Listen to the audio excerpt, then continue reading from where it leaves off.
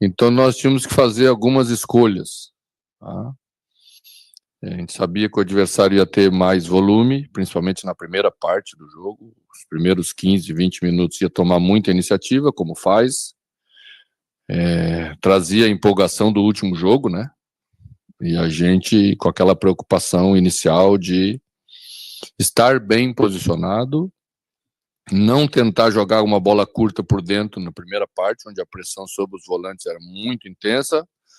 Então escolhemos 2 homens mais de retenção de bola, para tentar sair com uma bola um pouco mais cavada, um pouco mais longa, atrás dessa pressão, para, segurando ela, conseguir escapar um pouquinho, né? Nossa saída de bola sempre era, estou falando depois da recuperação da bola, né, com linhas mais baixas, em Bright, que sempre teve livre para receber essa primeira bola, e às vezes Edenilson.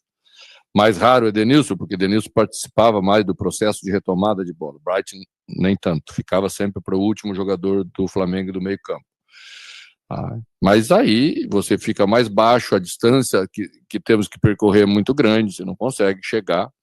Mas o Flamengo foi dar o primeiro chute, conclusão, a 40 do primeiro tempo, né? Quer dizer que essa primeira parte que nos propomos a fazer estava sendo bem executada. Na volta, como quando falo sempre, né?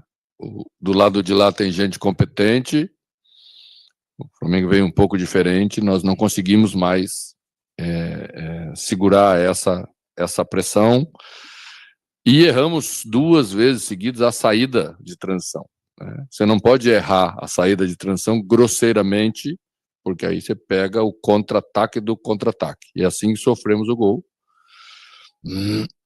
Depois fomos tentando encontrar outras soluções, não podia tomar o segundo, tinha que fazer de forma equilibrada.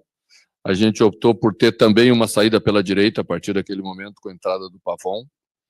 Demoramos um pouquinho a usar o Pavon corretamente, porque não pode usar na bola da paralela, tem que sair pelo lado esquerdo, onde a saída sempre foi boa, e fazer a inversão direta de lá para cá, porque aí Ayrton fechava na linha, bem dentro da área, e Pavon começou a receber 1, 2 bolas na sequência.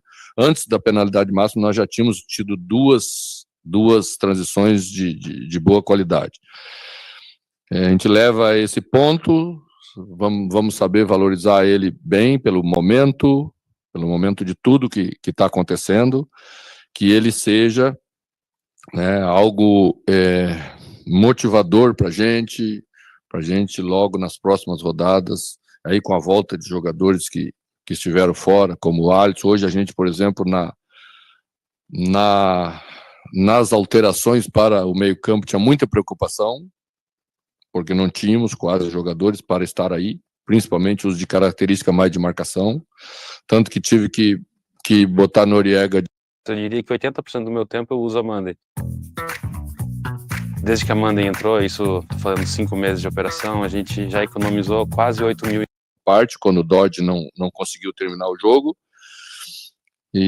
mas acho que ganhamos mais 1 ou 2 jogadores, acho que é isso que é importante nessa hora, começar a crescer, começar a ter time, para dar entrosamento do meio para frente, para termos mais qualidade também quando os adversários nos propiciarem controle maior e com um jogo mais qualificado decidir jogos na nossa casa também. Tudo bem. Você falou muito bem já da questão do Pavon, que era uma das 3 situações ali que eu ia perguntar, de atletas, de escolhas tuas. Acho que o Pavon já explicou. Mas 2 escolhas feitas durante a partida. Primeira, quando tu deixa só um homem de área e opta pelo Carlos Vinícius e o Bright White acaba saindo. Era por uma questão física ou o Carlos Vinícius, nesse momento na hierarquia, talvez de área, acabe se tornando o homem principal? E principalmente o Thiago Volpi, tá? Bateu o pênalti, fez uma excelente partida. Muitos torcedores, em alguns momentos, criticam o Volpi, acham que ele é uma dúvida, pedem uma volta de outro contratação de outro goleiro, e a escolha por ele bater. Tinha Cristaldo para bater. A importância do Volpi como também um líder, um cara que tem uma frieza para jogar, bateu muito bem a penalidade e fez boas defesas. Então, as suas escolhas, o Volpi como batedor e também a questão do Carlos Vinícius. Obrigado. Quando nós iniciamos o jogo, a gente não precisava ter um armador. nós íamos trabalhar com linhas mais baixas e íamos transitar, né? Escolhemos ter 2 mais fortes para tentar segurar a bola para dar tempo de chegar. A partir daquele momento a gente já precisava mais de um armador. O Flamengo fez 1-0, se inverte a ordem do jogo, e nós temos que ter capacidade de pegar a bola e construir uma jogada de gol. Então a escolha foi por isso, tá? A opção ainda do Marcos Vinícius, porque ele retém a bola, ele segura, ele disputa com os zagueiros, né? E saiu porque não tinha mais condição e também não íamos desgastar. Eu acho que o mais importante é a gente ter isso sempre muito claro para nós, fazer as escolhas que são melhores para a equipe e vamos andando. E nos próximos jogos veremos aí os próximos capítulos. Todos são importantes nessa hora. Acho que o Cristaldo entrou bem, depois de bastante tempo, né? É um jogador que a gente acredita que vai se recuperar pela característica que o time passa a ter, com jogadores que vão dar mais passe, mais volume, e jogadores como o Cristaldo precisam de bola, né? Se eles entrar e tiver que jogar sem volume, marcadores eles não são. Então aí tem outros jogadores que podem executar melhor. A outra questão acho que vou pegar um exemplo do que é o futebol hoje, né? Hoje você não pode mais perder um jogo, porque sempre tem que ter um culpado, aí cruzou uma bola, o goleiro errou um cruzamento. Faz parte da vida do goleiro. Nos 2 jogos fez uma defesa espetacular contra o Ceará, fez 2 defesas espetaculares hoje. E quando tivemos a penalidade máxima a favor, Brighton já não estava mais, que é o nosso batedor oficial. Acho que seria um peso muito grande para Cristaldo nesse momento, não quis dar a ele, eu sei que ele ia assumir essa responsabilidade, mas Volpi treina muito bem, cobra bem, a equipe confia muito nele, eu até disse que não confio muito, mas os jogadores, os colegas confiaram e ele bateu muito bem, bateu com frieza no momento importante do jogo. Acho que é assim, vamos recuperando cada um, acreditar. Não dá para toda semana a gente destruir alguém, a gente não vai a lugar nenhum, ora é esse, ora é aquele, não, a gente tem que ganhar jogadores, e esse é o objetivo principal do trabalho do treinador. Mano, me permita recapitular a semana e tentar entender, antes do jogo você não pode explicar a estratégia, mas depois do jogo dá para entender. Como é que você montou? Quando você perdeu o Alisson, foi por conta da perda do Alisson que você escolhe esse sistema com os 2 atacantes, com Braithwaite e Carlos Vinícius? Sim. Se isso pode ficar para os próximos jogos, você gostou do que viu? E o Arthur, você já sabia que não iria contar com o Arthur? Já conta com ele para o jogo contra o Mirassol? Eu sempre procuro ter uma conversa com os jogadores que chegam, porque eu acho que o treinador precisa ter essa conversa clara com seus jogadores, né? Muito fácil você colocar o jogador aí num jogo, sem condição, aí as coisas já começam tudo errado, e depois para você refazer e retomar é pior para todo mundo, tá? Então a conversa com o Arthur, ela foi na sexta-feira, que nós íamos deixar para o jogo do Mirassol. A condição que ele vai ter no jogo do Mirassol certamente é muito melhor, porque ele vinha num ritmo de treinamento em uma pré-temporada para o jogador que não ia jogar no clube. É diferente, né? Agora ele está sendo trabalhado e preparado como jogador que vai jogar, que vai ser um dos principais jogadores da equipe. Então, acredito que agora, com esse trabalho que teremos pela frente na data FIFA, quando chegarmos diante do Mirassol, ele vai ter uma condição muito boa para estar junto com os companheiros, trazer essa confiança maior. É importante você enxergar jogadores de qualidade, de nível do seu lado, todos crescem, né? E foi esse sentimento da chegada do Arthur, foi esse sentimento da chegada de Carlos Vinícius lá atrás, né? de Marco Rocha. Hoje tivemos uma boa estreia de Noriega, né? Fez muito bem as 2 funções. Não é fácil você entrar para enfrentar um ataque como esse aí, com esse volume, e fez bem. Então, isso que é o mais importante nessa hora, nós agregarmos qualidade. A direção trabalhou muito para que a gente trouxesse esses jogadores. Eu acho que é isso, o Grêmio está unido nessa hora, todos nós juntos trabalhando na mesma direção. Mano, tu citou algumas vezes ganhar jogadores. Quero que tu fale um pouco da janela, se tu ainda espera ganhar mais algum reforço até a terça-feira, e um pouco mais sobre esses jogadores que tu ganhou nos últimos jogos. O Cuejá já vem numa sequência de 3 jogos bons, o Carlos Vinícius fez 2 bons jogos, me parece que vai ser um dos pilares do teu time daqui para frente, e o Noriega, que estreia com segurança, com altivez, com um grande jogo diante do Flamengo. A gente, quando fez as reuniões, e a direção fez, antes da famosa reunião que fiz eu com os jogadores, né, a gente quis ouvi-los, porque eles são a peça mais importante que a gente tem, né? É o talento, é o jogador que vai entrar em campo para resolver. A gente sentiu nos nossos jogadores que eles precisavam dessa parceria, foi uma coisa muito aberta, muito conversada, e essa qualidade vai fazer os outros crescer. É muito importante tu olhar para o lado e te sentir seguro. Pô, esse cara que chegou, ele pode fazer a diferença, ele pode ajudar. Então eu estou mais protegido, eu vou crescer, né? Tem jogadores que em determinados momentos, quando sentem isso um pouco, caem de produção. E o momento exigia muito essa qualificação. A gente está muito feliz, a nossa janela foi muito boa mesmo. E tenho certeza que de agora para frente o Grêmio retoma o seu nível. Logo poderemos oferecer aí o famoso futebol de qualidade com resultado. Só encerra quando termina, né? É que nem jogo de futebol. Mano, a segunda partida muito boa do Grêmio fora de casa, contra o Atlético Mineiro, agora também contra o Flamengo. Como trabalhar agora, principalmente nessa data FIFA, para o jogo contra o Mirassol, para os jogadores daqui a pouco não sentirem algo anímico para dar algo de errado dentro de casa? Porque quando o Ceará faltou um detalhezinho ou outro para conseguir fazer o gol e vencer a partida, é um adversário complicado contra o Mirassol também. Como trabalhar nesses próximos dias para contra o Mirassol, psicologicamente estar bem o time, fazer uma grande partida dentro de casa, assim como foi as partidas fora de casa, quando a pressão era da torcida adversária? A questão não é só psicológica. Se fosse só psicológica, nós resolveríamos fácil, tá? É jogo, é futebol, é que às vezes, né, se vende a imagem, a ideia de que uma semana com 2 ou 3 reuniões, com umas cobranças um pouco maior, vai resolver todos os problemas da equipe. Não vai resolver os problemas de toda a equipe. Nós ganhamos do Atlético num jogo parelhíssimo, né? Aproveitamos as oportunidades, tivemos um aproveitamento altíssimo das chances de jogo, tá?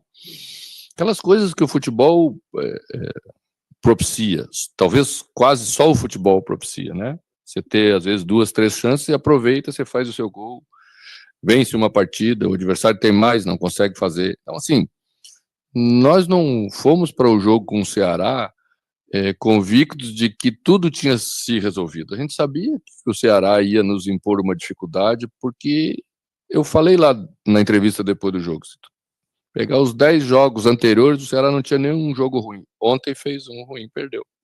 E o Juventude aproveitou na última bola do jogo. Mas nós também podíamos ter aproveitado na penúltima bola do jogo, no lance com o Alisson lá, quando era só empurrar a bola para dentro. E estaríamos felizes, íamos dizer que o time estava mais constante, que estava mais estruturado, que é o que saímos do jogo com a ideia também, apesar do empate. E por isso conseguimos vir aqui hoje e entregar um jogo competitivo contra um grande adversário. Porque não terminou o jogo e eu fui para dentro do campo e disse aos jogadores que estava tudo ruim. Como ouvi de muita gente, que estava tudo ruim, né? Não estava tudo ruim. Faltou o gol, faltou um pouquinho mais de qualidade de jogo, acho que um pouquinho mais de calma do ambiente do jogo, que acho que podemos pedir para o nosso torcedor, né? Eu até citei como exemplo lá no jogo, o Volpe pegou uma bola para cobrar um tiro de meta, o torcedor achou que ele demorou 10 segundos e já começou a acelerar. Não dá para acelerar sempre, e fora não tem essa necessidade, você pode ser mais tranquilo. A equipe precisa voltar a recuperar essa confiança com o torcedor, porque eu entendo que recuperando essa confiança, ele vai estar mais calmo, vai estar mais confiante que aquele é o jeito de resolver o jogo, porque o adversário que vamos ter pela frente também está fazendo um grande campeonato brasileiro, né? Veio aqui, fez um grande jogo aqui também, perdeu de 2-1, né? Está em 5º lugar na tabela, tá? Então, calma, trabalho, consciência, construção de equipe, que as coisas vão andar bem.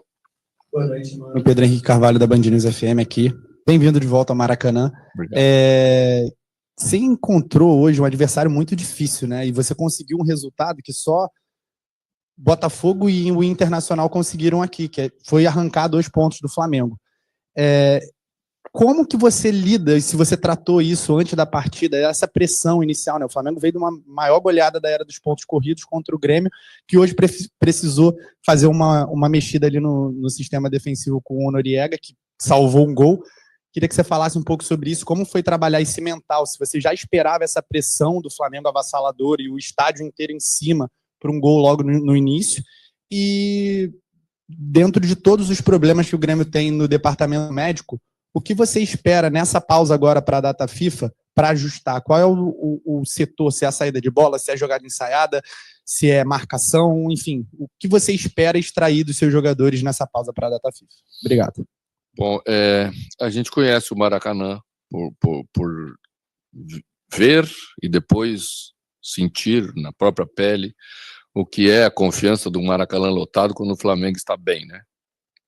Muito difícil conter esse ímpeto, mas a gente fez uma coisa que no futebol quem tem experiência faz sempre.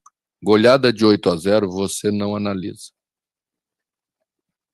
É uma exceção das exceções. Você não pode analisar a exceção das exceções. Aí você vai ver coisas, aí você nem vem, né? Você já fica lá. Como o Gaúcho lá gravou uma mensagem dizendo que era para mim ir na Expo Inter e não era para a gente vir. Quem sabe, né? Numa sugestão. Então, assim, você tira e analisa o Flamengo da temporada dos últimos jogos. O Flamengo é um Flamengo mais recente, com a chegada de Saúl, né? Hoje Jorginho não esteve, mas entrou De La Cruz, que é um jogador de muita qualidade também.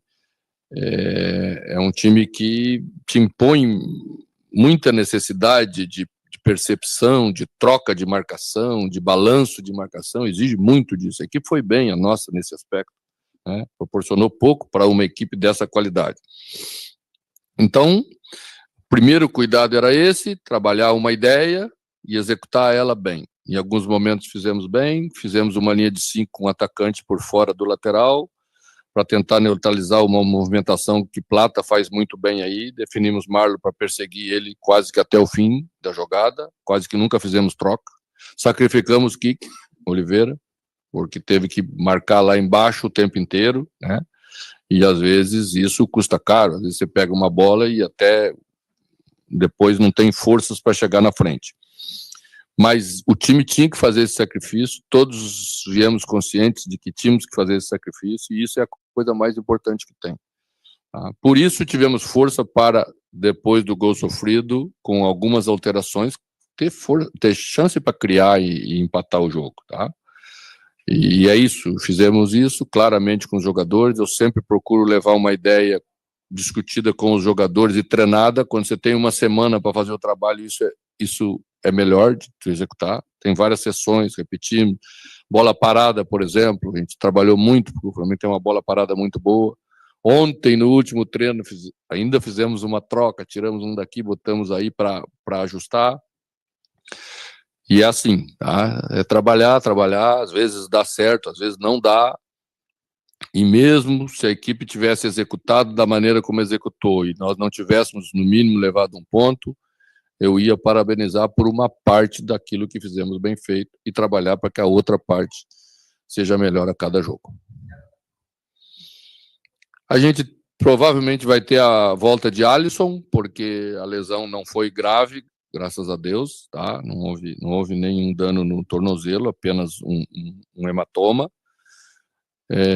Acho que João pode estar aí de volta, João Pedro, né, com esse período. Acho que teremos Arthur, provavelmente teremos Arthur, né? E é isso. Acho que à medida em que a confiança vai aumentando, você pode ir fazendo escolhas do meio para frente que privilegiam uma qualidade de jogo que nós entendemos que o Grêmio tem que ter. Boa noite, mano. Pablo do Fora das Quatro Linhas. Aqui.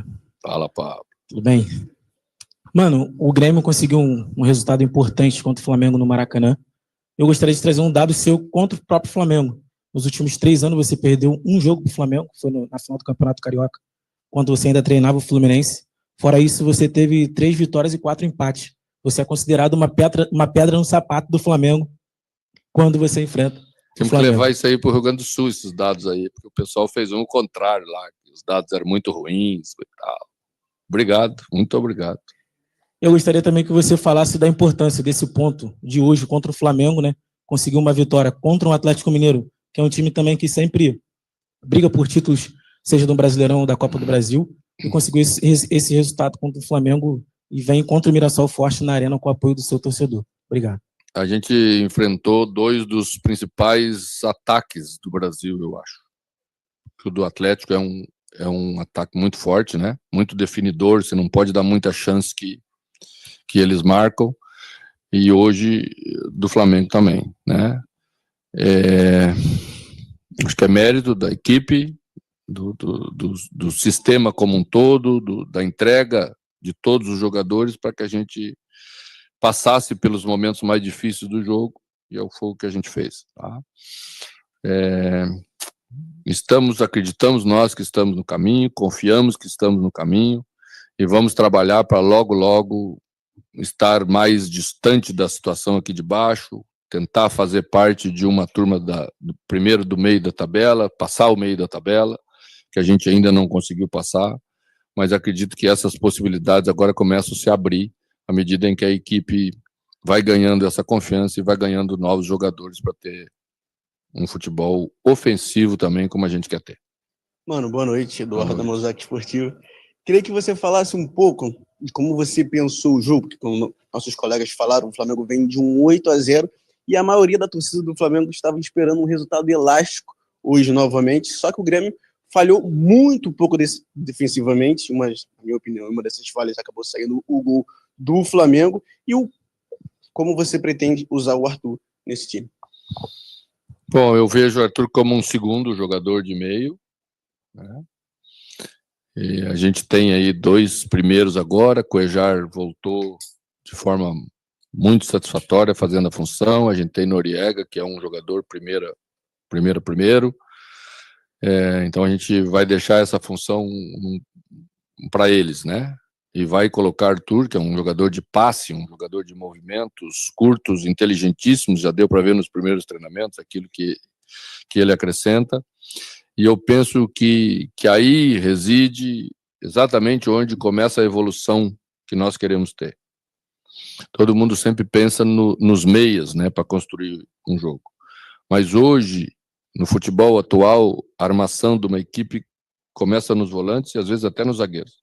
Você sabe bem, o Flamengo tem aí Léo, 2 Léos, né? Os 2 iniciam muito bem a construção, então você vai vendo como é difícil já neutralizar, como você tem que desgastar os teus atacantes para que o Flamengo não comece com tanta liberdade.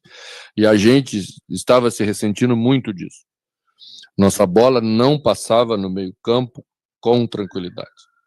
Sempre era uma bola meio nervosa, sempre era uma bola meio apertada, sabe? Nunca saía jogada limpa para a evolução. Então, o adversário marca mais fácil quando você não tem essa construção de qualidade e ela começa a aparecer e tenho certeza que a partir daí nós seremos outra equipe. Ô, mano, boa noite. Aqui é o Jonathan do canal Agita Torcedor, junto com a DF TV. O Grêmio, nos últimos jogos, vem desempenhando, melhorando cada vez mais seu futebol. E vocês, internamente, já trabalham com essa possibilidade de tentar buscar uma vaga na Libertadores, já que possivelmente possa ter um G7 ou um G8, e com esse crescimento, o Grêmio agora só está praticamente a 5 pontos do 8º, e com um jogo a menos que será diante do Botafogo. Olha, eu sempre procuro fazer as coisas com os pés no chão. Estar na parte de baixo da tabela é muito cruel, principalmente para um clube grande com a tradição como é a do Grêmio. Existe uma pressão que se cria no ambiente que é um negócio, né, limitador assim, de muita coisa, que você sabe que os jogadores têm capacidade para fazer mais. Então, primeiro, nós temos que firmar o nosso pé saindo dessa situação. Depois que estivermos firmes, nós podemos olhar para frente, para cima na tabela, tá? Porque eu já tive experiência nos outros anos, tanto no Corinthians quanto no Fluminense, que fizemos uma reação, começamos a olhar para cima, nos empolgamos e daqui a pouco voltamos. E voltar é terrível nessa situação, porque voltam todos os problemas que você já quer deixar para trás definitivamente. Obrigado, Mano. Obrigado a todos. O Grêmio volta hoje ainda para Porto Alegre, reapresentação